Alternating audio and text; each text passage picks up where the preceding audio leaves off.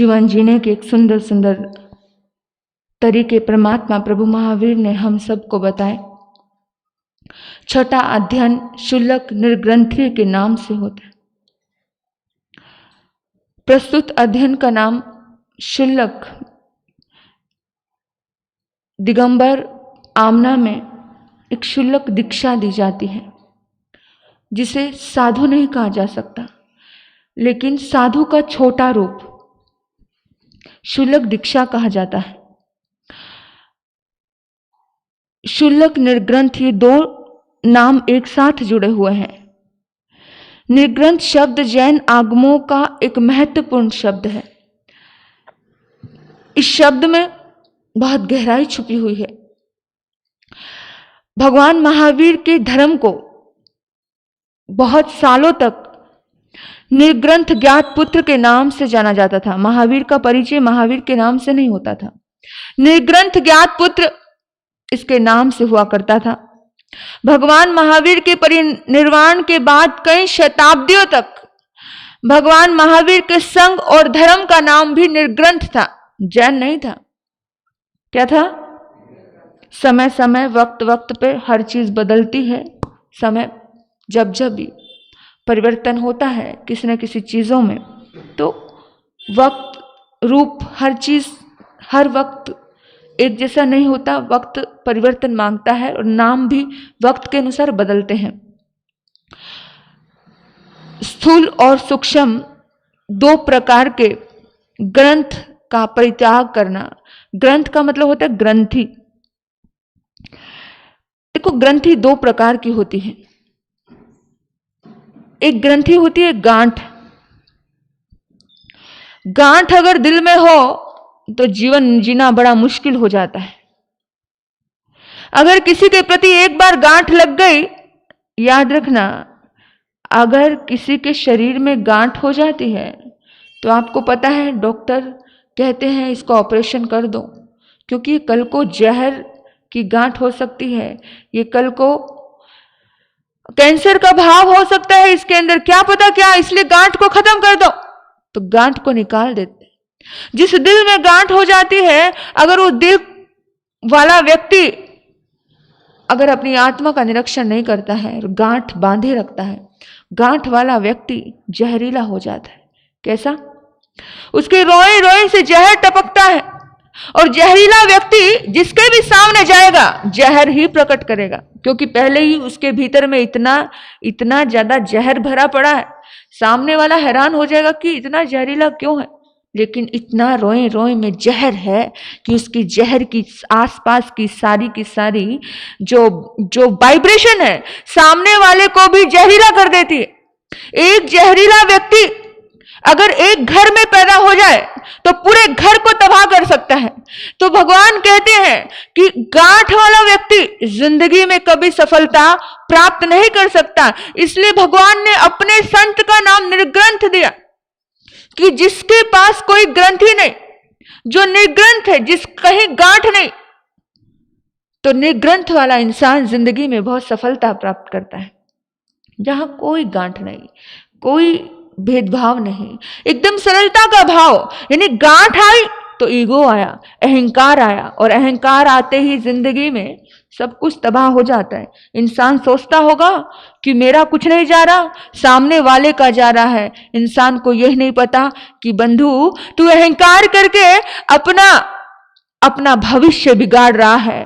भविष्य में आज तो कोई फिर भी पुण्यवानी से तेरे साथ खड़ा है, भविष्य में तेरे साथ खड़ा होने वाला कोई नहीं मिलेगा। इसलिए गांठ बांध करके बैठते हो कि मैंने उससे बोलना नहीं, मुझे उससे बात नहीं करनी, मुझे उसका साथ नहीं देना।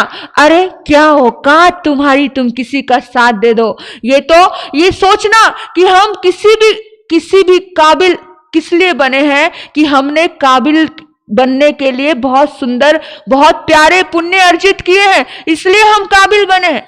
और अगर पुराने जन्म का पुण्य नहीं होता, पुराने जन्म का पुण्य है इसलिए यहां टिके हैं, और अगर पुण्यवानी खत्म हो गई ना तो रावण की सोने की लंका को ध्वस्त होते हुए समय नहीं लगता है। इसलिए महावीर कहते हैं अपने संतों को निर्ग्रंथ होकर के जीना। अपने श्रावकों को भी कहा कि निर्ग्रंथ होकर के निग्रंथ होकर के जीना, लेकिन हम लोग बहुत गांठें बांध करके बैठे हैं। याद रखना, एक रस्सी में अगर गांठ लग जाए तो वो रस्सी सुई में पिरोने के काबिल नहीं रह जाती है। रस्सी समझ ना, धागा, एक पतले से धागे में गांठ लग जाए तो सुई में पिरोने के काबिल नहीं रहती। जो लकड़ी गांठ वाली हो, उस लकड़ी का कभी फर्नीचर नहीं बनता है। आपको पता है, ये पात्रा, अभी जब पात्रे होते हैं ना, वो पात्रे भी बिना गांठ वाली लकड़ी के बनते हैं। यानी पूरी साबुत, जहां पर गठीला, जहां पर गांठ वाला चीज है वो किसी काम का रहता नहीं है। इसलिए बाहर की चीजें हमें संदेश दे रही हैं कि ये चीजें अगर हमारे भीतर में कहीं भी गांठ है, गांठ वाला व्यक्ति स्वयं का नुकसान करता है, इसमें किसी दूसरे का नुकसान होता नहीं, क्योंकि सामने वाले के दिल में कुछ हो ना हो, लेकिन अगर हमारे मन में गांठ है, क्योंकि जैसी दृष्टि और वैसी सृष्टि, कभी कभी कोई व्यक्ति बड़ा कैजुअली कुछ बातें बोल जाता है और बंदा गांठ बांध करके रख लेता है। किसी का स्वभाव है कैजुअली कुछ कह दिया, नॉर्मली बोल दिया, लेकिन नॉर्मली बोले हुए बात को अगर गांठ रखी, वो गांठ आपको कब अधूरा कर देगी, कब नरक गति के दर्शन करा देगी, कह नहीं सकते। इसलिए सहज होकर के जीना सीखो। महावीर कहते हैं, अज्ञानी व्यक्ति ही गांठ बांधता है, ज्ञानी व्यक्ति कभी गांठ नहीं बांधता। और अज्ञान दुख का कारण है। जहां पर भी दुख आएगा, समझो कहीं ना कहीं अज्ञान में जी रहे हैं। दुख आने का मतलब ही अज्ञान में जी रहे हैं। या तो अज्ञान में कभी कोई कर्म किया था, आज भोग रहे हैं, या फिर आज नया भी दुख बांध रहे हैं, नया भी कर्म बांध रहे हैं, और नए दुख भी हर दिन आ रहे हैं। हम बेहोशी में जी रहे हैं, अज्ञान अवस्था में जी रहे हैं। इसलिए भगवान कहते हैं कि ज्ञानी होकर के जियो, अपनी सारी गांठों को खोल लो। छठे अध्ययन में भगवान ने एक और बात कही, आयानंग नरय दिस्संग। भगवान कहते हैं कि बिना दिए हुए कभी कोई चीज नहीं लेना। आपको जब भी ज्ञान लेना है तो मांग करके लेना है। ज्ञानी होना है, विद्यावान होना है, समझदार होना है, तो आपको मांग करके लेना है कि आप मुझे कृपा करके, आपको अगर आसानी हो, आपको अगर अनुकूलता हो, तो मुझे ज्ञान देने की कृपा कीजिए। जब तक हम आह्वान नहीं करते हैं किसी भी चीज का, तब तक वो हमारा सहयोग नहीं करते। इसलिए मैं कह रही थी कि जिनवानी माता का आह्वान करो, हे माँ आकर के मेरे कंठ विराजो। जितने भाव से, याद रखना, जिनवानी माँ के बिना हम बहुत अधूरे हैं, और उनका ही कृपा है जो हमारे भीतर में सद्बुद्धि आ रही है। ज्ञान की देवी अगर साथ में है तो ये पांचों इंद्रियां हमें मिली है। ज्ञान का ही रूप है ये, है ना। मति ज्ञान हो या शुद्ध ज्ञान हो, ये सब ज्ञान का ही रूप है। हाँ, आज हमें केवल ज्ञान तो नहीं है, लेकिन जितना भी मिला है हमें, उसके प्रति क्या अहोभाव से जिनवानी को नमन कर करके उसका आह्वान करना। क्योंकि जो ज्ञानी होगा वही दुख से बच सकता है। अज्ञानी व्यक्ति दुख से बच नहीं सकता। दुख से बचने के लिए ज्ञानी होना बहुत जरूरी होता है। तो कहा कि कभी भी बिना दिया हुआ नहीं लेना है, मांग करके लेना, अनुनय विनय करके लेना है, श्रद्धा से लेना है। इसलिए कहा गया कि जब भी ज्ञान लेना हो तो ज्ञान दाता को क्या पूरी तरह से नमन करके, नमस्कार करके, वंदन करके लेना। अगर वंदन नहीं किया, याद रखना, वंदना करने से आपके भीतर में जो आपकी अज्ञानताएं हैं, वो विनय के भाव से वो अज्ञानताएं धूमिल हो जाती हैं। आज व्यक्ति 10 बार कोई चीज याद करता है, कितनी बार उनको याद ही नहीं होता है, क्योंकि उसके अंदर कहीं ना कहीं ग्रंथि है अहंकार की। और ग्रंथि वाला व्यक्ति सीधा सरल बन ही नहीं सकता। इजिली उसको कोई चीज उसके माथे में पड़ेगी नहीं। बहुत सारे लोग हैं, इजिली माथे में चीज जाती नहीं है। तो उसने कहा कि कभी भी छिपा करके लिया हुआ ज्ञान इंसान को समय पे काम नहीं आता। बुद्धि भ्रष्ट हो जाती है। विनाश काले विपरीत बुद्धि। रावण के पास भी बड़ा ज्ञान था, लेकिन अशातना की, ज्ञानियों की अशातना अगर हो जाए तो कभी भी ज्ञानी का ज्ञान काम नहीं आता है। इस बात का ध्यान रखना कि ज्ञानी की अशातना अगर किसी बड़े की अशातना की तो आपके पास धीरे धीरे बेशक लगता होगा आपको कि मेरा कुछ नहीं बिगड़ता, अरे प्रकृति शनै शनै बिगाड़ रही है और आपको पता भी नहीं चलेगा कि कब आप हीरो से जीरो हो गए, नहीं पता चलेगा। और धीरे धीरे पता चला कि सब खो गया, सब खो गया। और आप सोचोगे कैसे खो गया? अपने ही कर्मों से इंसान, अपने ही बदसलूकी से इंसान खोता है। और एक समय आता है कि जब सब खो जाता है, जब तुम्हारे भीतर में इतना भी भाव नहीं बचता है कि जिससे तुमने कुछ पाया, जिससे तुमने कुछ लिया, उस लिए हुए का आपने अपमान कर दिया। हम बहुत बार लिए हुए का अपमान करते हैं।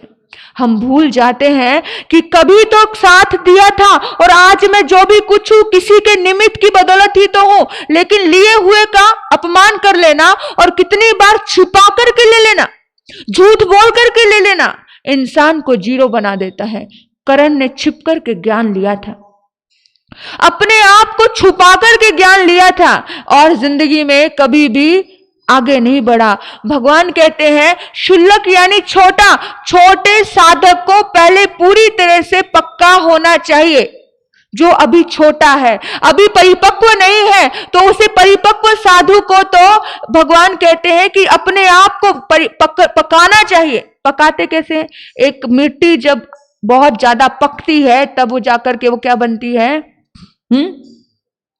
तब जाके वो गागर बनती है। उसमें मिट्टी में आकर के बहुत कुछ वो पानी भी सोख लेता है।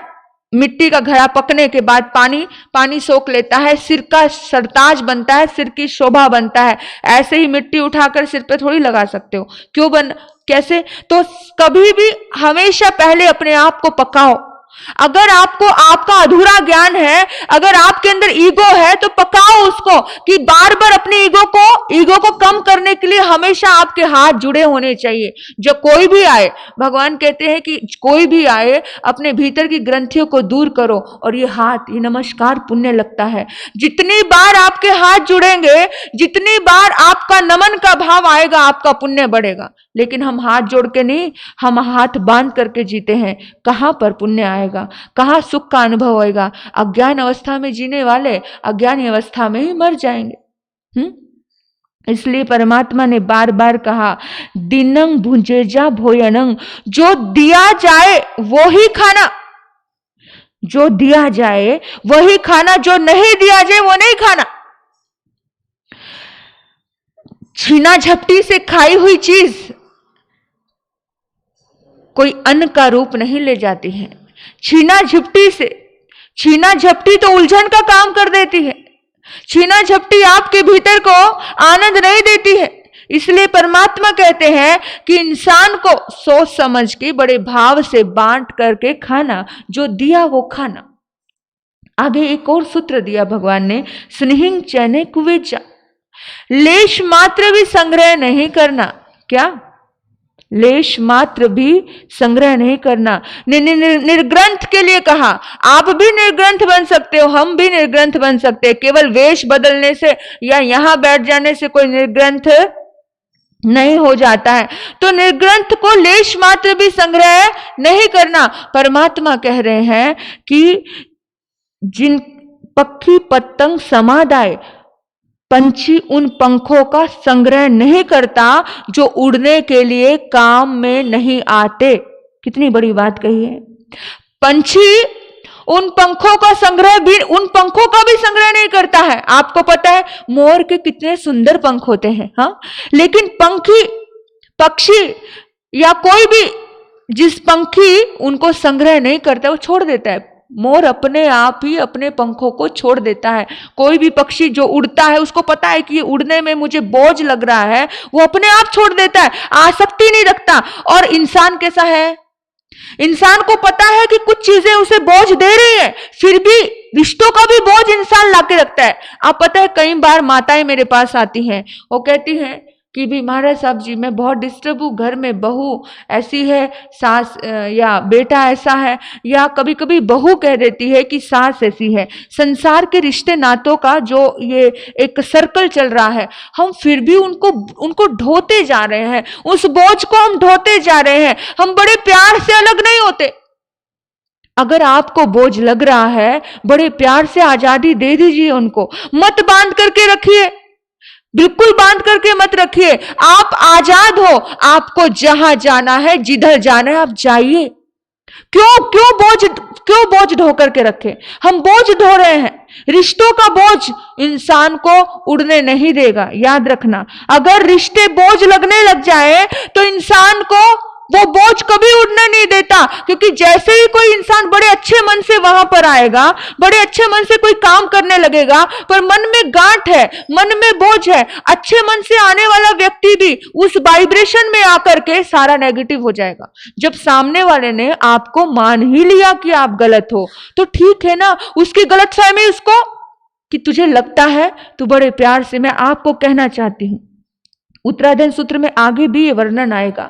साधु संतों ने भी ऐसा किया है, आचार्यों ने ऐसा किया है। तो मैं आपको इतना ही कह रही हूं कि अगर कोई रिश्ता बोझ लगे, बड़े प्रेम से उन्हें साइड कर दो, आपकी बड़े प्रेम से। मैं ये नहीं कहती हूं, क्योंकि कभी कभार कोई चीजें ऐसी होती हैं कि ज्यादा खींचने से टूट जाती। धागे को बहुत ज्यादा खींचेंगे टूट जाएगा। वीणा देखिए आपने, वीणा के तारों को अगर आपने बिल्कुल ढीला छोड़ दिया, आपने अगर कह दिया कि मुझे कुछ नहीं कहना तुझे, तू जो मर्जी कर, हम लोग ऐसे, क्योंकि अगर कहेंगे तो दिमाग खराब होगा। अगर कहेंगे बहू सुनती नहीं, बेटा सुनता नहीं, बच्चा सुनता नहीं, शिष्य सुनता नहीं, तो जो सुन नहीं रहा सामने वाला, तो जो सुना रहा है, जो बता रहा है, उसका कितना माइंड डिस्टर्ब हो सकता है। सोचना जरा, जो व्यक्ति एक अच्छे के लिए समझा रहा है, अगर सासू माँ कुछ अच्छे के लिए समझाती है और सामने वाला अच्छाई चीज को अच्छे रूप में नहीं लेता है, तो कितना माइंड डिस्टर्ब होता है, सोच सकते हो आप कितना माइंड डिस्टर्ब होगा, आपको पता है। तो आपको ये चीज समझ आनी चाहिए कि जब वीणा के तार हमने सोचे कि भाई इसको समझाने जाओ, इसको समझ ही नहीं आएगा, छोड़ दोगे तो वीणा से स्वर निकलेगा। हाँ, छोड़ना भी वीणा संदेश देती है कि कुछ काम का नहीं है। बहुत बार सोचा कि छोड़ दे, और आपने छोड़ भी दिया, लेकिन छोड़ने से समस्याएं ज्यादा बढ़ी। छोड़ना मतलब समझे कि मैंने घर में ही रहे वो आपके रिश्ते, और आपने सोच लिया घर में रह करके भी हमने इनको कुछ कहना नहीं। घर में रह रहे हैं आपके सारा संसार, लेकिन आपने सोचा कि कहोगे तो झगड़ा होगा, बोलोगे तो झगड़ा होगा, इसलिए बोलने का नहीं। लेकिन वीणा हमें संदेश देती है, अगर साथ रह करके कुछ भी नहीं बोल पाए आप, अगर इतना भी आपको डायरेक्शन नहीं दे पाए आप, तो वो वीणा स्वर नहीं निकाल पाएगी, खत्म हो जाएगी। मतलब वो रिश्ते होकर के भी खत्म है, मतलब नहीं कि बोल नहीं सकते। सोचना, और वीणा के तारों को ज्यादा कस दिया तो भी स्वर नहीं निकलेगा। तो वीणा के तार एकदम कैसे होने चाहिए? नॉर्मल, ना ज्यादा कसे हुए ना ज्यादा ढीले। जब नॉर्मल होता है कि कभी बड़ी आसान है रिश्तों की, ये रिश्ते निभाने की एक सुंदर प्रक्रिया है कि तू मेरी मान ले, मैं तेरी मान लूं। लेकिन इंसान चाहता है कि बस मेरी ही मानी जाए। ऐसा कैसे हो जाएगा भाई? ऐसा होता है? कभी भी याद रखना, जिंदगी में, रिश्तों में बहुत कहीं पर पे समझदारी से काम चलता है कि ठीक है, कुछ बातें तू मेरी मान, कुछ बातें मैं तेरी मानूं। लेकिन जब इंसान बेईमान हो जाए कि मेरी ही मान, तो कैसे? कोई रिश्ता नहीं निभता वहां पर। इस बात का ध्यान रखना, 100% आप अपनी मनमानी करोगे, ऐसा नहीं चलेगा। और इंसान ऐसे ही होते हैं, इंसान को लगता है कि तो बड़े, ये तो बुजुर्ग है, इनको क्या करना है, इनको तो हमारी ही जरूरत पड़ेगी। इंसान को लगता है, गलत फहमी होती है कि इंसान को लगता है कि हमारे बिना काम नहीं चलेगा। इस दुनिया में बहुत सारे जवान बेटे मर जाते हैं, तो क्या माँ बाप जी नहीं पाते? जीते हैं, आराम से जीते हैं। ऐसा कुछ नहीं है कि उनके बिना उनका काम नहीं रुकता। हर बंदा अपना भाग्य लिखवा के आता है, हर बंदा अपना भाग्य लिखवा के आता है। अगर जवान अगर जवान बहू बेटों को अगर ये लगे कि इनको हमारी ही जरूरत पड़ेगी तो उनको भी समझना चाहिए। और अगर बहू बेटे कभी देखो दोनों तरफ से बात होती है, ताली ऐसे ही बजती है, ऐसे ऐसे करते रहो तो ताली बजती नहीं है। कहीं ना कहीं आवाज कैसे आएगी, बोलो? अगर मैं ऐसे ऐसे कर रही तो आवाज आएगी। सामने कहीं ना कुछ तो पॉइंट है, याद रखना, सामने कुछ तो पॉइंट है, सामने कुछ तो खराबी है, तभी तो आवाज आ रही है। आवाज आने का मीनिंग क्या? अगर हमारे माँ बाप, अगर हमारे बुजुर्ग कहीं कुछ बात कर रहे हैं, बोल रहे हैं, और सामने वाला कहीं कुछ भी सुन नहीं रहा, कुछ तो बात है, दोनों तरफ कुछ तो बात है। बिना बात के आवाज आती नहीं है, क्योंकि बड़े समझाना चाहते हैं, बड़े सुलझाना चाहते हैं, बड़े सिखाना चाहते हैं, छोटे सीखना नहीं चाहते। और फिर बिना की तार अगर ढीली छोड़ दो तो खत्म। इसलिए इस बात का ध्यान रखना। और फिर ग्रंथियां पैदा होती है, फिर ग्रंथियां इस कदर पैदा होती है कि बहुत ज्यादा इंसान ना जी सकता है ना मर सकता है, ऐसी स्थिति, यानी माइंड। और कितने रिश्तों की वजह से डिप्रेशन में जाते हैं लोग। रिश्ते डिप्रेशन का कारण बनते हैं। कौन से रिश्ते डिप्रेशन के कारण बनते हैं? जो बोझ बन जाते हैं, जो बोझ बन जाते हैं वो उड़ान में को रोक लेते हैं। इसलिए जो पक्षी होता है, भगवान कहते हैं पक्षी पंतंग समादाय, पक्षी उन पंखों का संग्रह नहीं करता है जो उसके उड़ने के लिए काम नहीं आते, जो उसको बोझ बन जाए। भगवान कहते हैं पक्षी से शिक्षा लो। जो रिश्ते बोझ बन जाए, जो चीजें बोझ बन जाए, उन्हें छोड़ दो, बड़े प्रेम से छोड़ दो। निवेदन करो, आपको जहां जाना है, जिधर सुख मिले, आहा सुवंग देवानुप्रिय, आप अपनी शांति से जियो और हमें अपने शांति से जीने दो। एक बात कहूं, पक्षी को भी इतनी समझ होती है, पक्षी को भी इतनी समझ होती है, जब पंख, उसके खुद के पंख, बच्चे हमारे खुद का अंग होते हैं, खुद का अंग होते हैं ना, जब उसके खुद के पंख उसे बोझिल करने लगे, उसके उड़ने में बाधा आने लगे, वो बड़े प्यार से उसे छोड़ देता है। ईगल नाम का एक पक्षी, नाम सुना ईगल? उसकी उम्र 70 वर्ष की होती है। कितनी? 70 वर्ष की उसकी उम्र होती है। वो पक्षी इंसान को बड़ा संदेश देता है। इसलिए भगवान ने कहीं ना कहीं पक्षी पंतंग समादय कहा, क्योंकि पक्षी हमें बहुत संदेश दे रहे हैं। उसकी उम्र 70 वर्ष की होती है और उसकी जिंदगी में 30 साल की उम्र में उसके बड़ा बुरा दौर आता है।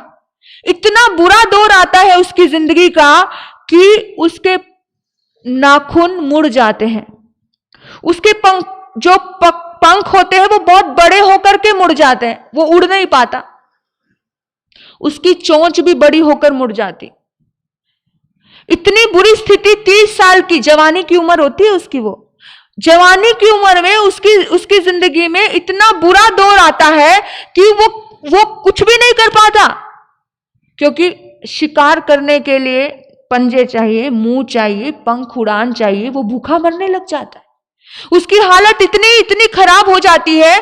फिर उसको लगा मेरी ही चीज मुझे दुख दे रही है, मेरे ही पंख मुझे दुख दे रहे हैं। उसके दिमाग में एक बात आती है परिवर्तन की।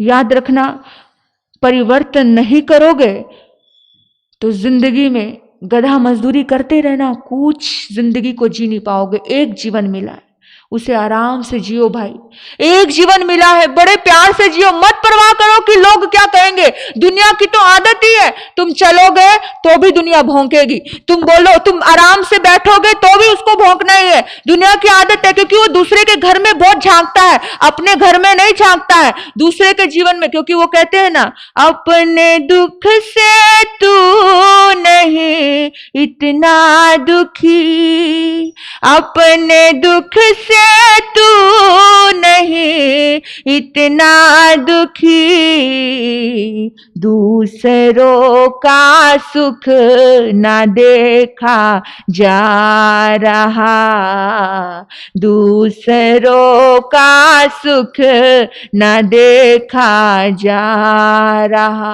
और कभी कभी तो ऐसे लोग आते हैं जो दूसरे के सुख से डिस्टर्ब हो जाते हैं। इवन कोई भी नेता, दूसरे नेता को पसंद करता नहीं है। कोई भी अभिनेता उस अभिनेता के सामने दूसरे अभिनेता की तारीफ कर दो ना, पसंद करता नहीं है। हर नेता, हर अभिनेता को लगता है, हर हीरोइन को लगता है मेरे जैसा सुंदर कोई नहीं, मैं सबसे श्रेष्ठ हूं, मैं विश्व सुंदरी, मैं मिस यूनिवर्स। नहीं, हर किसी को कोई इतनी ईर्ष्या की जलन। और आपको ज्यादा कह दूं, इस पाठ पे बैठकर मैं बड़ा क्लियर बोलती हूं, कोई साधु अगर दूसरे साधु की तारीफ सुनना पसंद करता नहीं है, क्योंकि ये सच्चाई है, जिंदगी की सच्चाई। इसलिए भगवान ने साधु के लिए भी बोला निर्ग्रंथ होकर के जियो, क्योंकि साधु सीध अवस्था का नहीं है। बहुत कोई सच्चा साधु होगा जिसके अंदर सचमुच साधुता होगी, जो केवल वेश से साधु नहीं होगा, वो ही दूसरे की तारीफ कर पाएगा, वही दूसरे की बढ़ोतरी को देख पाएगा। नहीं तो बढ़ते हुए को कोई ना कोई टांग खींचने का प्रयास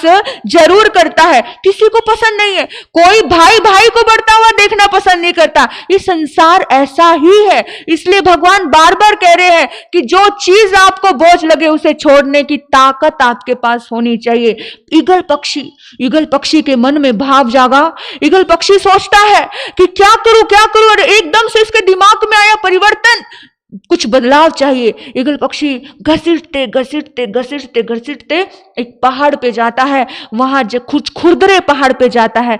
खुरदरे पहाड़ पे जाकर के वो अपने चोंच को जोर जोर से मारता है उस पहाड़ पर, और पूरी की पूरी चोंच तोड़ देता है, अपने आप से अलग कर देता है कि नहीं चाहिए मुझे, जो दर्द दे रहा है मुझे वो नहीं चाहिए। तोड़ दिया उसने, और फिर जोर जोर से वो अपने पैरों को मार के अपने पैरों के पूरे नाखून दर्द, लहूलुहान, नाक लहूलुहान, पैर लहूलुहान, फिर जाता है खुरदरे फिर किसी पहाड़ पर जाकर के वो अपने पंखों को पूरी तरह से खत्म कर देता है। ये प्रक्रिया करने में उसको 150 दिन लगते हैं। कितने दिन? 150 दिन। इतने 150 दिन में वो संभल जाता है। 150 दिन तक उसको दर्द रहता है। थोड़े टाइम का दर्द रहेगा, जिंदगी भर तो सुखी रहोगे। मैं आपको बार बार संदेश दे रही हूं, जिंदगी भर तो सुखी रहोगे, मन से डिस्टर्ब तो नहीं रहोगे, दूर रहेगा तो शांति तो रहेगी। इस बात का विशेष ध्यान महावीर कह रहे हैं, परमात्मा कह रहे हैं, मैं नहीं कह रही। जो पंख बोझ देने लगे उन पंखों को छोड़ दो। आपको मत सोचना दुनिया क्या कह रही है, अपने खुद की शांति के लिए। दुनिया तो, महावीर को भी दुनिया ने नहीं छोड़ा, दुनिया की आदत ही है बोलने की। इसलिए गॉसिप करने वालों को रस आता है, इसलिए तो महाकर्म का बंधन, इसलिए तो निंदा पाप बताया है। जितना किसी के पंचेंद्रिय जीव का गला काटने में पाप है, उतना किसी की निंदा करने में पाप है, उतना ही पाप है। भगवान ने ये नहीं कहा कि इसमें कम पाप है, इसमें कम पाप है। जितना जैसा दोनों का बराबर का हिस्सा है, कोई कम और ज्यादा का नहीं है। पीठ पीछे किसी की कमजोरी की तुमने चर्चा की, मतलब तुमने उसके पीठ का मांस खा लिया। भगवान पिट्ठंग मांसंग ना खाई जा, मैं नहीं कह रही, परमात्मा कह रहे हैं। तो इस बात का सोचना जरा कि हम बहुत इजीली ऐसे पाप कर जाते हैं और फिर कहते हैं हमने तो कभी कोई पाप, जो कहना मुंह पे कहो, और हम केवल मुंह पे ही कह, मैं तो मुंह पे कहने वाली इंसानों में से हूं, और क्योंकि मुझे ऐसा कोई पाप कमाना नहीं है, इसलिए कोई भी चीज है बड़े आराम से मुंह पे कह दो, कम से कम बोझ तो नहीं, पीठ के मांस खाने के बराबर पाप तो नहीं लगेगा। और याद रखना, जब वो जाता है ईगल पक्षी, वहां पर कितने दिन लगते हैं उसको? 150 दिन। जिंदगी में संभलने के लिए 150 दिन ही लगते। जब एक पक्षी को 150 दिन लगे, तो हम तो इंसान है, बुद्धि वाले इंसान है, समझदार इंसान है, ज्ञानी इंसान है, हमें पता है। एक ही बात याद रखना, आप भरे पूरे परिवार में जी रहे हो, तभी भी एक बात याद रखना कि मुझे अकेला ही मैं आया और मुझे अकेला ही जाना। एक ही बात याद रखना, कोई दुनिया में तुम्हारा नहीं है। कहने को साथ अपने एक दुनिया चलती है, कहने को साथ अपने एक दुनिया चलती है, चुपके से फिर दिल में एक तन्हाई पलती है। आप देखना, आप पूरे भीड़ में हो, आप अपने रिश्तों की भीड़ में हो, लेकिन फिर भी कहीं आपको खालीपन है, फिर भी कहीं आपको अकेलापन है, कहीं फिर भी आप अपनी खुद के दर्द की शेयरिंग कितनी बार आप अपने पति से नहीं कर पाते हो, और कितनी बार सारी बातें आप अपनी पत्नी से नहीं कर पाते हो। कुछ चीजें आप अपने माँ बाप से नहीं कर पाते हो, कुछ चीजें आप अपने दोस्तों से भी नहीं कर पाते हो। एक पूरी तरह से संपूर्ण कोई भी रिश्ता मिला है क्या? मिला है क्या? फिर भी दुनिया इस दिल में कहीं पर कहीं ना कहीं अकेले है। ऐसे थोड़ी बनी है चीजें। भीड़ है कयामत की, फिर भी हम अकेले हैं, फिर भी हम अकेले हैं। जिंदगी की राहों में रंजो गम के मेले हैं, रंजो गम के मेले हैं। भीड़ है कयामत की, फिर भी हम अकेले हैं, फिर भी हम अकेले हैं। इस बात को दर्द में मत लेना, इस बात को ज्ञानी होकर के समझना। जो व्यक्ति ज्ञानी होकर के समझता है वही मुक्त हो पाता है। लेकिन इस दर्द, इस चीज को हम दर्द में लेके जाते हैं, हाय कोई अपना नहीं होता, और ये सोचकर इंसान रोता है। रोना नहीं है, ये सोचकर इंसान को मजबूत होना है कि भाई एक्चुअली सच्चाई यही है, अकेले आए अकेले जाना है। ये जितना भी प्रपंच आपके आसपास है, ये संसार का प्रपंच संसार ही है। मुझे इस संसार से ऊपर उठ करके अपना जीवन जीना है, अपने आप को स्ट्रॉन्ग बनाना। ये स्ट्रॉन्ग बनाती हैं चीजें आपको, लेकिन इंसान रोता है, इंसान आर्त ध्यान में चला जाता है कि मैं अकेला, मैं अकेला। भगवान को एक ही बात बोलना है, ईश्वर अगर तुम्हारी शक्तियां मेरे साथ हैं तो एक बात बड़े प्यार से बोल सकते हो। लोग इंसान के लिए बोलते हैं, मैं कहती हूं आप धर्म के लिए बोलो। अकेले हैं तो क्या गम है, बस एक साथ हो तेरा। बोल सकते हैं ना, कह सकते हैं ना, हे प्रभु सिर्फ एक तेरा साथ हो, बाकी कुछ नहीं। एक अध्यात्म अगर इंसान की जिंदगी में जुड़ जाता है तो उसको अकेलेपन से डर नहीं लगता है। रोना मत, दुखी मत होना, शिकायतें मत करना कि अकेले हैं। अरे कोई दुनिया में नहीं, अरे कोई क्या, माँ बाप भी अपने नहीं होते। न्यूज़पेपर में कैसी कैसी खबरें हम पढ़ते हैं, कैसी कैसी चीजें हम पढ़ते हैं। कौन अपना, एक दूसरे के अपने थोड़े सी जिंदगी में थोड़ी सी चीजों के लिए, थोड़े से सुख के लिए एक दूसरे के साथ कितना अन्याय कर देते हैं। सोचना, बच्चियों के साथ कितना अन्याय हो जाते। संसार ऐसा है, इसलिए इस दुनिया को जानो और स्वीकार करो और उस चीज को भीतर से मानो। ज्ञानी होकर के जियोगे तो दुखी होंगे नहीं। ईगल पक्षी 150 दिन में उसके नए नए पंख आने शुरू होते हैं, नए नए, धीरे धीरे। 150 दिन तक बेचारा खा नहीं पाता कुछ। 150 दिन तक जो एक्सपेरिमेंट किया वैज्ञानिकों ने, 150 दिन तक इतनी तकलीफ उसको आती है। धीरे धीरे धीरे धीरे उसके नए पंख आते हैं, उसकी नई चोंच आती है, उसके नाखून नए आते हैं और वो अपनी फील्ड का बापू बनकर के जीता है। 70 वर्ष तक वो जीता है और ऐसा जीता है, उसके बाद वो कभी पीछे मुड़ करके नहीं देखता, इतने आगे जाता है। जिस धुआंधार बारिश में बड़े बड़े मनुष्य, ताकतवर पहलवान अपने घर में छुप करके बैठ जाते हैं, उस धुआंधार बारिश में वो बादलों के ऊपर पार कर जाता है। इतनी उड़ान होती है उस पंखों में। कब आई उसके पंखों में उड़ान? जब उसने अपने बोझिल पंखों को छोड़ दिया। जिस समय धुआंधार बारिश में एरोप्लेन आकाश में उड़ने वाले नीचे धरती में छुप जाते हैं, बैठ जाते हैं, उस धुआंधार बारिश में वो आगे आगे आगे आगे और आगे ही बढ़ता जाता है। इसलिए याद रखना, महावीर का ये सूत्र 6ठे अध्ययन में ये कहा, पक्षी पतंग समादाय। इंसान को समझदारी से अपने जो बोझ लगने वाली चीजें उसे साम प्यार से छोड़ दो। प्यार में कोई चीज बोझ नहीं लगती है। बोझ कब लगती है? हाँ बोलो। अगर प्रेम होगा तो चीजें बोझ नहीं लगेंगी, पर प्रेम, संसार में प्रेम होगा। सपोज एक बच्ची पहाड़ पे चढ़ रही थी, उसके हाथ में एक छोटा सा बच्चा था। वो खुद भी बच्ची ही थी, उसके हाथ में भी बच्चा था। एक बाबा ने कहा कि बेटा इस बोझ को उतार दे। क्या कहा? क्या कहा? इस बोझ को उतार दे। तो उसको बड़ा गुस्सा आ गया। उसने कहा बाबा ये बोझ नहीं है। उसको उछाला, प्यार किया, उसका मुंह चूमा। उसने कहा बाबा इसको बोझ मत कर देना। ये तो मेरा प्यारा भाई है, ये बोझ नहीं है। और लेकर के दौड़ करके, जितनी तेजी से पहले नहीं दौड़ रही थी उतनी तेजी से अब वो क्या कर रही है, उस पहाड़ की यात्रा कर रही है। याद रखना, अगर कहीं पर प्रेम है तो बोझ नहीं है, लेकिन कभी कभी मोह में अटक जाते हैं।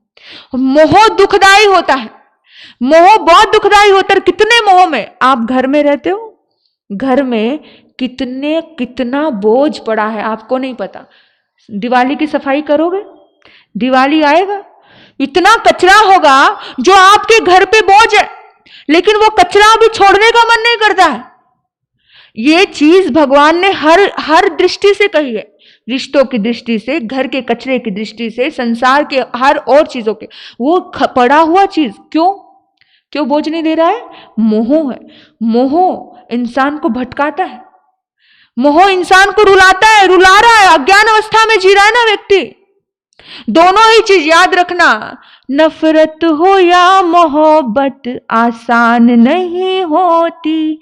नफरत हो वो भी आसान नहीं, और अगर मोहब्बत हो यानी मोह हो जाए, आजकल का वो प्रेम नहीं है जो प्रेम इंसान को मुक्त करवाए, लेकिन आज का मोह, जो प्रेम आज जिसको प्रेम का नाम दे दिया, वो बांधने का काम करता है। वो बांधता है इंसान को।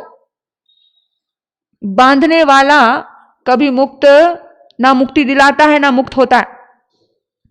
नफरत हो या मोहब्बत आसान नहीं होती, आंसू खुशी के गम के होते हैं एक जैसे, इन आंसुओं की कोई पहचान नहीं होती, इन आंसुओं की कोई पहचान नहीं होती। नफरत भी दुखदाई है, जितनी दुखदाई नफरत है ना, उतना ही दुखदाई ये मोह है। जैसे किसी से नफरत हो जाए तो कैसे इंसान उसकी शक्ल देखना पसंद नहीं करता। इंसान कभी कभी तो हमने ऐसे लोगों को देखा है कि उसके नाम से भी घृणा आती है, कि उसका नाम भी सुनना नहीं चाहते। इवन उससे जुड़ा हुआ व्यक्ति भी दुश्मन लगने लग जाता है। इतनी भयानक होती है नफरत। जिन्होंने नफरत का स्वाद नहीं चखा, मैं तो कहती हूँ कभी चखे भी नहीं। शास्त्र कहते हैं वो नफरत करने वाला व्यक्ति प्रतिपल मरता है अंदर। जैसे बाहर आग जलाती है, हाथ अगर चटका लग जाए, हाथ अगर लग जाए जलन में, तो आग में तो कैसे जलता है वो हाथ। भीतर में पैदा हुई नफरत इंसान को इस कदर जलाती है कि इंसान को एक पल की शांति इतनी भयानक होती है। इसलिए ना हो किसी की जिंदगी में नफरत के बीज पड़े। मैं तो यही दुआ करती हूं कि नफरत के बीज किसी की जिंदगी में नहीं पड़े, क्योंकि जिससे नफरत होगी उसका थोड़ा सा काम भी ना, अच्छा काम भी ना, इंसान को बुरा लगता है। अच्छी बातें भी ना इंसान को बुरी लगती है। वो खुद आग में जलता है, ऐसा आग उसके भीतर में जल रही होती है, ऐसी ईर्ष्या की आग कि उसका थोड़ा भी अच्छा कैसे हो जाए, उसको इतना बेचैन कर देता है। इसलिए कहा भगवान ने कि नफरत हो या मोह हो, दोनों ही आसान नहीं है। मोह वाला व्यक्ति तो 70 करोड़ी सागरों पम का बंद करता है, इतना जन्म मरण के चक्र में पड़ता है कि उसके भीतर में धर्म का भाव ही नहीं आता। यानी वो व्यक्ति सुलझ के जीवन नहीं जीता, वो व्यक्ति खुद भी उलझा है और दूसरे को भी उलझाता रहता है। इतना जो उलझन वाला व्यक्ति है वो दूसरे की जिंदगी में भी उलझन पैदा कर देगा। आप देखिए, मोह, भगवान कहते हैं कि मोह मत रखो। पक्षी को अपने पंखों का मोह होता तो छोड़ पाता क्या? छोड़ पाता? ना राग रखो ना द्वेष रखो, निष्पक्ष रूप से प्यार से विदा करो, निष्पक्ष रूप से जिए। और जो निष्पक्ष रूप से जीता है, ना काऊ से दोस्ती ना काऊ से वैर, वही जीवन का आनंद उठा पाता है। लेकिन जो आपने देखा है तराजू को इक्वल करने के लिए दोनों साइडों पे उतना ही बोझ रखना पड़ता है, और अगर तराजू इक्वल नहीं हुआ तो ऊपर नीचे हो जाता है। तो जिंदगी में चलने के लिए, जिंदगी को आसान करने के लिए इक्वल होना पड़ता है, निष्पक्ष रूप से। बिना किसी भेदभाव के रूप से। आपके घर में 2 बहुएं हैं ना, उसके प्रति भी निष्पक्ष रूप से जिए। ये मत सोचिए कि कोई बेटा आपको बड़ा प्यारा है, उस बेटे की बहू आपको बड़ी प्यारी लगने लग जाती है, और जो बेटा आपको प्यारा नहीं है उस बेटे से प्यार नहीं तो उसके बच्चों से, उसके बहुओं से भी प्रेम उतना ही। यानी ये राग द्वेष इंसान को बहुत, अरे रिश्ते आपका भव बिगाड़ते हैं, याद रखना। कोई दूसरा नहीं बिगाड़ेगा आपके भव को, भव यानी आपकी गति को। अगर रिश्ते अच्छे नहीं मिले तो आपकी गति बिगड़ जाएगी। तो अपने रिश्तों का संतुलन बनाना सीखिए कि एक ही फेवर में बोलना, एक ही फेवर में नहीं। आपको निष्पक्ष रूप से जीना है। आप कौन हो? आप मुखिया हो घर के। अगर घर के मुखिया निष्पक्ष रूप से जिएंगे तो उनको सदगति है। अपनी सदगति के लिए, अपने जीवन के उत्थान के लिए आप निष्पक्ष होना। नहीं वो तो बहुत अच्छा है, वो मैंने माना कि एक ने आपका सम्मान किया, एक ने आपको बड़ा उत्साह दिया और आपको वो अच्छा लगा, लेकिन आपको सम्मान दिया और एक ने अपमान दिया, आपको राग द्वेष आ गया। आपको ध्यान रखना कि आपके सामने किसी की उंगली उठाने की ताकत नहीं है अगर आपका पुण्यवाणी मजबूत है। हमारे ही कर्म दुष्ट है तो अपन क्या कर सकते हैं? आपको एक ही संदेश देना कि अपने कर्म दुष्ट है, अपने कर्म दुष्ट है इसलिए ऐसे रिश्ते मिले।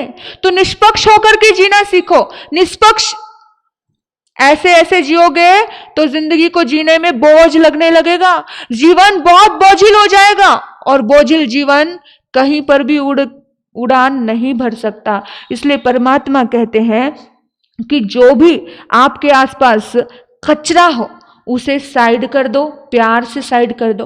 कचरा होता है, घर में कितना कचरा निकलता है, लेकिन मन नहीं होता है कि ये जो पुराने कप हो गए हैं, ये पुराने गिलास हो गए हैं, चलो नए लेकर के आते हैं, इस कचरे को निकाल दो। भाव जाता है, किसी को देने का भी भाव नहीं आता जल्दी से। हाँ, वर्षों से बहुत कुछ जमा है, फिर कहते दिवाली की सफाई कर रहे हैं जी।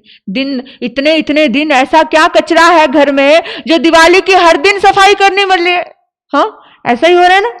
दिवाली की सफाई अक्सर हम जहां भी चतुर्मास होता है हमारा, तो हमारी दिवाली की सफाइयां, ये बातें बड़ा सुनती हूँ। ऐसा क्या कचरा आ गया कि 10-10 दिन 15-15 दिन आपको सफाई करने को मिल रही है और तो भी कचरा साफ नहीं हो रहा। मतलब आपने कितना व्यर्थ का बोझ आपके घर को दिया हुआ है। वो घर में कैसे शांति रहेगी, उस घर को कैसे सुकून रहेगा जो व्यर्थ का कचरा आपने घर को दे दिया। आप देखना, आप जाइए किसी बाग बगीचे में जाओगे ना, आप घंटा भर बैठोगे, आपको बड़ा अच्छा आनंद आएगा। आप जाओ किसी भरे भूरे ऐसे मार्केट में, 1 घंटा आधा घंटे में आप थक जाओगे। किसी बगीचे में बैठते हो, आपको रिलैक्स होता है, आपको आनंद आता है। और किसी ऐसे भरे भूरे में जाओगे मार्केट में तो आप थक जाओगे। क्यों? क्योंकि ये जितना भी घर में कचरा है ना, जितना भी बोझ है, ये सारा बोझ आपकी एनर्जी को खींचता है। कुछ लोग ना अपने घर को ऐसे भर के रखते हैं, लोग कहते हैं मुझे सजाना। मैं एक घर में गई, एक बंगले में गई, उन बंगले को देखा, मैंने कहा बाबा एक दीवार भी खाली नहीं है, एक दीवार क्या, एक घर की एक जगह भी खाली नहीं, भरा पड़ा है ऐसे बितना। अच्छा, ये कहा दुबई से आया है, ये कहा अमेरिका से आया है, ये यहां से आया है, मुझे बता रहे थे वो। मैं उस घर में गई, एंट्री पे ऐसे तरह तरह के मतलब बहुत अलग सब था। तो मेरा दम घुटने लगा वहां जाकर के। हालांकि इतना हाई लेवल की चीजें भी, लेकिन हर जगह मतलब भरा पड़ा है। मैंने उनको कहा कि प्रकृति को भी अपने घर में निमंत्रण दे लो थोड़ा सा। प्रकृति होगी तो आपको थोड़ा एक एनर्जी, एक ऑक्सीजन मिलेगी, बड़ा अच्छा लगेगा। बोला हाँ महाराज जी, वो तो भूल गए हम। हाँ, वो हम भूल गए हैं, पर आपने याद दिला दिया। यानी कि सब जो चीजें आपके घर में भरी पड़ी हैं, अब हर दिन नया लेके आ रहे हो, और नया लेकर के आ रहे हो, और स्टॉक करते जा रहे हो, वो आपके एनर्जी को क्या कर रहे हैं? वो आपको मुक्त नहीं कर रहे हैं, वो आपको और ज्यादा बांध रहे हैं और आपकी एनर्जी को ले रहे हैं। जितना घर खुला होगा, ज्यादा चीजें, ज्यादा मटेरियल, पुद्गल आपकी एनर्जी को क्या करते हैं? बोलो, खींच लेते हैं। तो इसलिए ध्यान रखो, जितना हो सके अपने घर का आंगन खुला हो, साफ सुथरा हो, बस एक परमात्मा ईश्वर की तस्वीर हो, बात खत्म। ज्यादा साज सज्जा, ज्यादा ये आपको लगता होगा बड़ा अच्छा, लेकिन आपके खुद के लिए वो चीज अच्छी नहीं है। ये बड़े बड़े साधकों ने कहा कि जितना प्रकृति आपके आसपास हो, जितना प्रकृति की चीजें आपके पास हो, बनावटी चीजें नहीं, प्रकृति की चीजें, उतना ज्यादा आपको सुकून मिलेगा, शांति मिलेगी। महावीर एक रज्जू बालिका नदी के पास जाकर के साधना करते हैं। क्यों करते हैं? वहां आसपास कुछ भी नहीं है, सिर्फ पानी है और वृक्ष है, हाँ, पेड़ पौधे हैं। ज्ञान प्रकट हो गया। प्रकृति का आपको शांत रखने में बहुत सहयोग है। और अगर आपके घर आंगन में प्रकृति नहीं है, पेड़ पौधे नहीं है, तो आपको प्रकृति से आपको बहुत सीख मिलती है। ये पक्षी हैं, पक्षी को कभी आप छत पे जाकर के दाना डालते हो? ये हर दिन आपको सीख देते हैं। और कितनी बार पक्षी के पंख आपको गिरे हुए मिलेंगे, तो आपको समझ आएगा कि सचमुच पंख उनके शरीर का अंग होता है, लेकिन जो पंख उसको बेढंगा लगे, बोझ लगे, वो छोड़ देता है। भगवान कहते हैं कि कचरे को छोड़ो, अंतर का भी कचरा छोड़ो। अंतर में बहुत सारा कचरा है ना, गांठे बांध के रखे हो, कितना बोझ दिया इस दिल को, उसके अंतर के कचरे को भी छोड़ो। पक्षी पंतंग समादाय, पक्षी कभी संग्रह नहीं करता, तो आप भी संग्रह मत करो। भगवान पक्षी से आपको समझा रहे हैं कि आप भी संग्रह मत करो। उनके ही अपने प्यारे पंखों को छोड़ देता है। जो काम ना आए उसको अपने ऊपर बोझ लेकर के, जो काम ना आए, याद रखना, जो काम ना आए। हम आते हैं किसी का काम, किसी के काम जो आए उसे इंसान कहते हैं, उसे इंसान कहते हैं। पराया दर्द जो अपनाए उसे इंसान कहते हैं, उसे इंसान कहते हैं। जो साधक है वो लेश मात्र भी संग्रह नहीं करता है, इस बात का ध्यान रखना। और जिसके भीतर में अनंत ज्ञान, अनंत दर्शन, अनंत चारित्र का जिनको इस भीतर में जागृत करना है, वो अपने आप ही इन चीजों से सजग हो जाते हैं और अपनी आत्मा का कल्याण करते हैं। आपने मुझे सुना, आपके भीतर बैठे परमात्मा को नमन करते हुए ओम शांति। ओम शांति।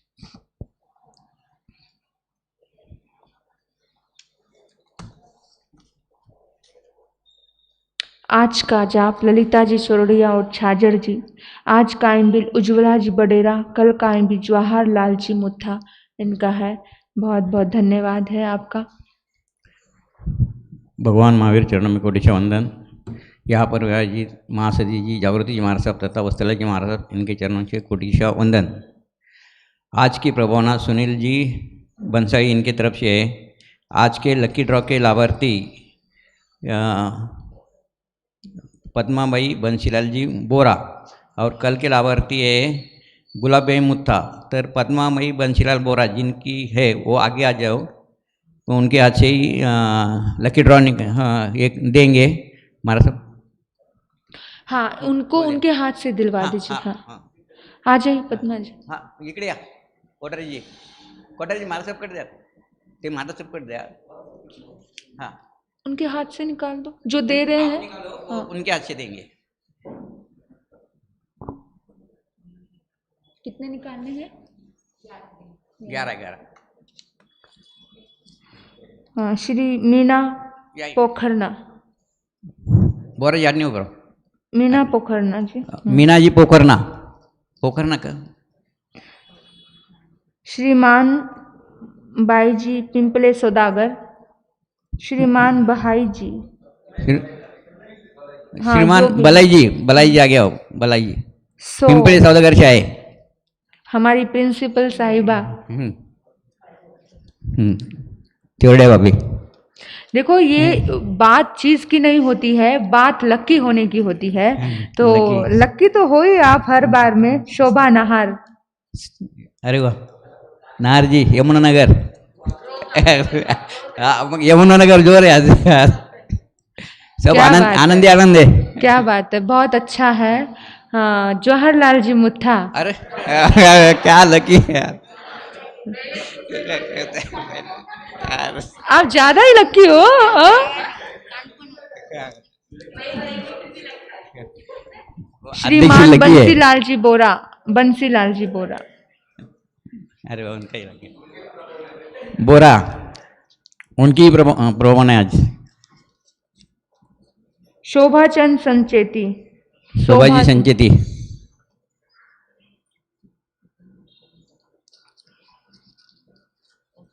संध्या मांडोत. संध्याजी मांडवत. लक्की है भाई, लक्की. हाँ. बहुत सेवा करते हैं, हमारी मांडोत परिवार बहुत ध्यान रखता है. इसलिए लकी है वो. बहुत. हाँ, लक्की है. बहुत सुंदर सोच है, बहुत सुंदर, अच्छी सोच है बहन की. राजेंद्र जी कोठारी. अरे कोठारी जी सेवा भाभी. करने वाले. सेवा भाभी. चलो, बोलिए भगवान महावीर स्वामी की. एक और है. दो. अच्छा, मैंने 11 किया ना. सो ललिता जी चौरड़िया. ललिता जी चोरडे. चलो दूसरे निकाल लेते हैं. बाद में सो लीला जी जैन. लीला जी जैन. एक और निकालना है ना. चंचल मांडोत. मांडोत जी.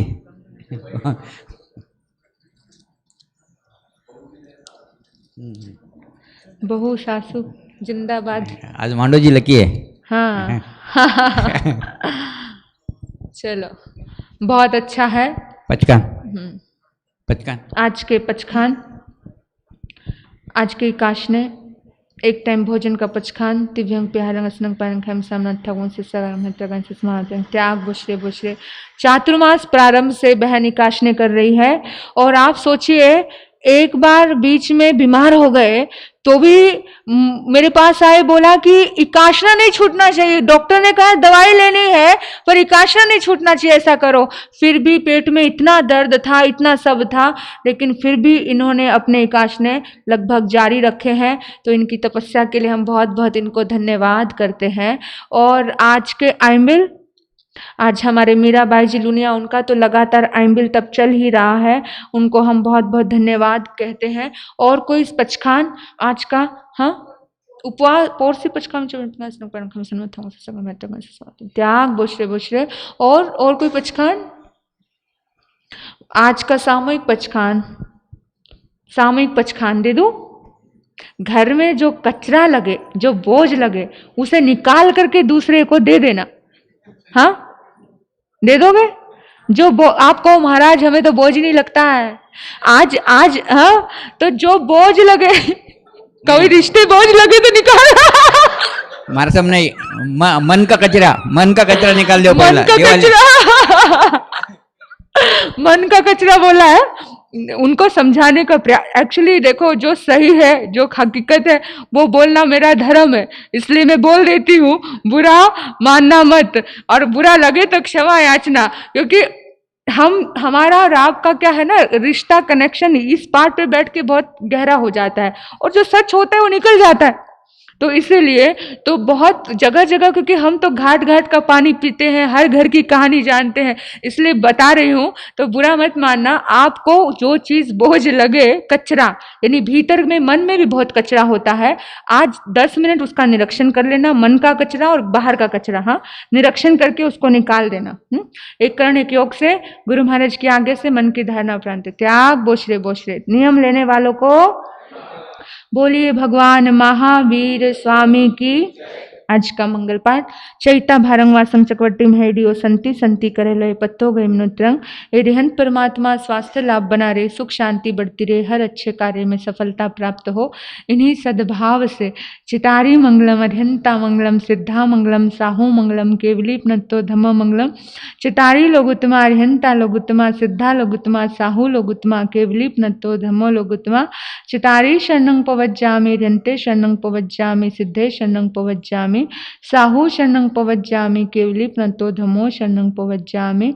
पहला शरणा अरहंत का, दूजा सिद्ध भगवान का, तीजा शरणा धर्म का, चौथा सारणी ग्रंथ।